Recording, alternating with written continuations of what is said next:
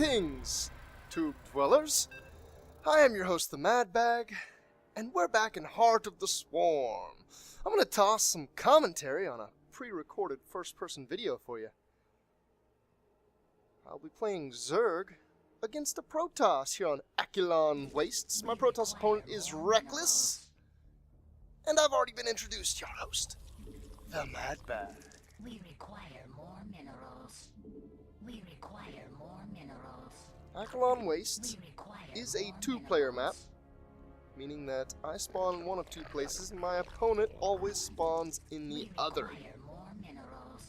This means that I know where he spawns right off the bat. This means that even though it's a pretty big map, I can go directly to his base from mine without having to poke around and see what's up and see where he's spawning.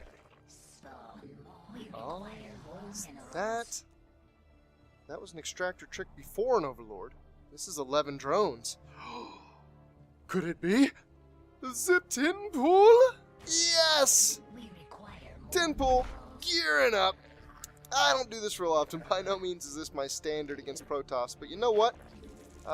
Anytime a Protoss feels safe with doing a Forge Expand, I feel safe with doing a tin pool. A lot of times, the tin pool will get in there with 6 Zerglings just before his cannon finishes, and that is assuming that he goes Forge Cannon, then Nexus. If he goes Forge, then Nexus, or if he goes Nexus, then Forge, the Zerglings are in there with plenty of time to spare. They totally deny the natural. If his Forge is down there, they deny the Forge. If it works out, it is greatly beneficial. It basically wins you the match if it works out. And it doesn't necessarily lose you the match if it doesn't work out. You're able to get a queen really fast with this. As you see, I actually started the queen before the Zerglings. And you're able to follow up pretty fast. Oh, what is that? Did you guys hear it?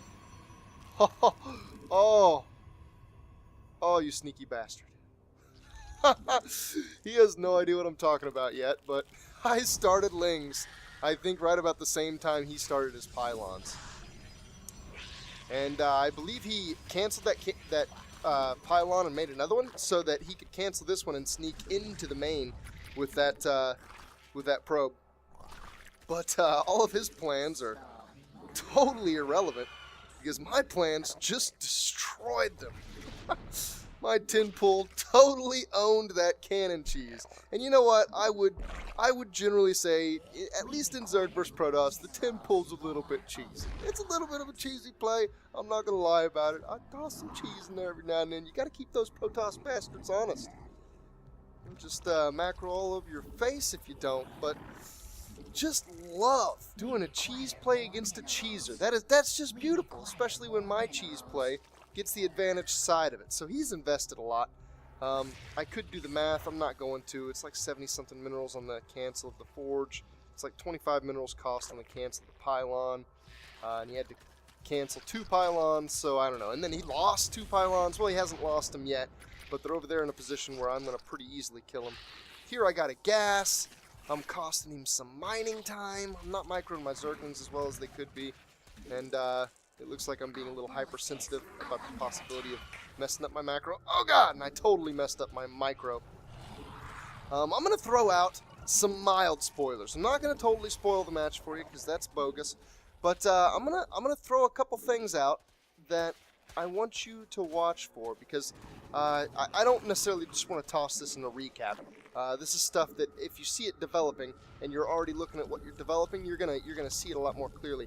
In this game, there's a lot of wonky aggression. There's a lot of weird aggression timings and compositions. And I feel like I do my aggression timings pretty well. However, my macro timings do not come together as well as they should. There's a couple things specifically that I want to be aware of personally, and that I also want to just throw out there and say, hey, look at this. So we'll be watching that macro, but we'll be watching for the juicy tidbits in the way the aggression occurs. So he took out my first 6 Lings. I did get a couple more. I would really like to keep him from getting a probe out of the base. He's got the Forge up. I can see the Forge spinning, so I know he's upgrading. And he's got the core finished, and now he's getting a couple gateways. Given that he's not moving down his ramp yet and trying to expand, this almost certainly means that he plans some kind of gateway pressure. Now this can be dangerous. You see right now, 2 Zerglings and a couple Queens is all I have. I actually have 3 Queens. And there you go, 2 Zealots coming right at me. But given, and still now, not queuing any more Zerglings. I'm queuing nothing but drones right now. Depending on how quickly he can put this gateway aggression together, I'm going to need to put together some sort of defense. Now, if I can time things right, I want to get the maximum amount of economy possible before I start investing in my defense. I want to totally invest in economy, cut off at the perfect point, and then totally invest in defense. And if the timings work out right, then my defense will be just enough to defend his push. And if that's the case, then it means that my economy was the most it could possibly be before starting the investment in defenses. I'm going to throw it on a spine, and my Zergling speed, is it still going? I think it's still going. I don't think it's, no, I just saw those Zerglings. Zergling speed is finished. Now, 1 base gateway aggression, you can generally hold off with just Zerglings. It can be a little tricky, especially if he's getting the damage upgrade. His forge was spinning, so he's getting some kind of upgrade. If they do some kind of 2 base gateway timing, you're going to need roaches. I did go ahead and get a roach warren. I'm not totally sure that's going to be necessary to hold off this pressure. And you see that in my composition. I'm building a lot of Zerglings. I expect to be able to defend this push with just Zerglings. Now, I've got a lot of them. They've got speed. I'm kind of confident taking that army. I'm going to move out. I'm going to surround it. However, I checked way too late. Oh, and you saw it there for a split second. He did get +1 damage, and it was already finished. Oh man, +1 damage on Zealots makes them take Zerglings out in 2 swipes instead of in 3, and that makes Zealots incredibly cost-effective against Zerglings. I checked too late, I was already thoroughly committed. He smashed those Zerglings.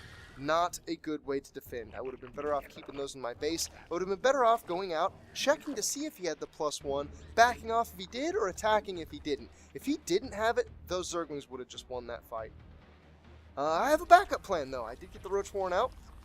And I have roaches on the field. I also got a really quick lair. I'm staying low on the gas count. I've only got the 2 gases in my main. This indicates that I want to do some roaches. I want to do some upgrading, but I want to largely still focus on minerals. I haven't got my 3rd up yet. You see it just now going out. And this kind of a gas count means that I'm going to have a lot of Zerglings in my composition. Matter of fact, you see my money's already getting away from me a little bit. My minerals, I should say. Already getting away from me a little bit. And you see me responding by throwing down a couple other gas. I'm also throwing down only a single evolution chamber, meaning that I don't plan on being real heavy on the upgrades. Oh, he's going to try to move in. Got 3 spine crawlers at this point, just to ensure that I'm going to be okay against this pressure. Now again, oh, he's just got too good of a composition against pure Zerglings, and he did perfect force fields to hold my roaches out, so the Zerglings were the only thing engaged, and I pulled some of those back, but I took heavy Zergling losses.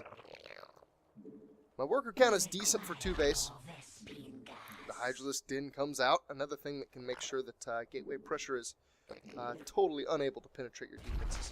And it looks like I'm going to throw out a macro hatchery. Given how many Zerglings I've lost, and given that my composition right now kind of focuses a little bit on Zerglings, which I don't know, after seeing that +1 damage upgrade, it probably shouldn't focus on Zerglings.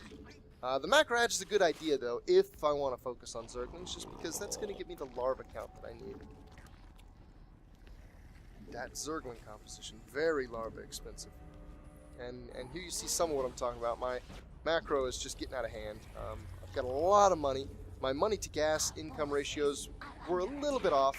It let my money really balloon, but even right now my gas is not in a good position. And I'm losing 2 overlords to scouts. Those were great scouts. Perfect timing on the scout, especially that one going into the main. I actually saw his robotics facility finishing, which means I know everything about the timing of his robotics tech, which means that I know the closest time that he could possibly have Colossi. Which is going to be, I think, about 3 minutes from now. That's the earliest he could have a Colossi on the field. And he wouldn't quite have range then. Range, I think, would take even a little bit longer than that. So I've got roughly 3 minutes to put together a push that I know would beat non-Colossi compositions. Since I have the Hydralisk Den, that means I can include them. I'm even getting just the speed upgrade. I started with the speed upgrade to make sure that my Hydralisk can get across the map with the rest of my army in time to do this push. And now it looks like I'm gearing up to push out. I've got a lot of roaches. I don't quite have 3 base saturation, but I do have production off 3 base. With my money count, I should be able to flood a lot of Zerglings, and you see me starting to drone up the 3rd there. I've got a plan behind this attack. And I would also like to come in at this with two angles. I'm hitting the backdoor rocks with the Zerglings. He was hitting the rocks himself a little bit, but he saw me hitting them and he abruptly stopped. Now I'm going to be a little bit premature here. I'm going to poke up the front. I'm going to see if I can get some force fields to waste off. Actually, it looks like he went ahead and finished the rocks off himself. And he doesn't have a great sentry count because a few of them did die in that early stage. I'm going to bludgeon right in here. He threw down a force field. He doesn't have any more force fields. He's got a large stalker count, though, and it looks like warp ins with the attacking probes. The probes are going to distract just enough of my guys that he's going to be able to hold it off. I felt good about that push, though, and I've still got a little bit of time before I'm looking at potential Colossi. Now, my 3-base saturation isn't up, but I am going to Hive. This isn't a fast Hive, but it's been a very aggressive game, so it's a relatively fast Hive. I also just started the Enduring Locust upgrade, which, if you're familiar, you will know, is an upgrade for the Swarm Hosts. Another thing about my macro timing that is off in this, though, is my upgrades.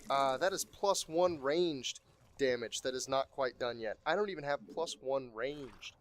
I'm pretty sure that at this point, he's dealing with at least +2.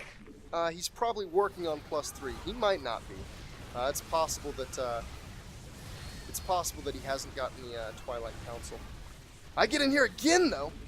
Roach Hydra, number of Zerglings around the back, even soften up that Immortal, and I just get a great timing here. I take out 2 gateways. I break his front. I take out a lot of his forces, including all of the sentries, which are great to take out. I don't think I killed an Immortal. Oh, and here we see the first Colossi is out.